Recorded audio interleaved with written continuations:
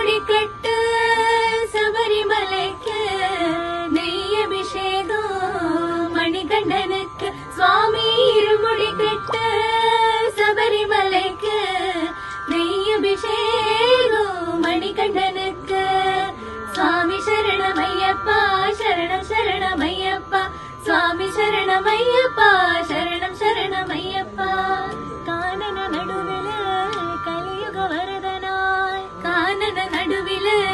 கலியுக வரதனாய் காட்சியும் தந்தால் வாமணி கண்டன் மண்புலிகள் தோன்றும் தனியாய் வந்தேன் இருமுடி கட்டு சபரிமலைக்கு நெய் அபிஷேகம்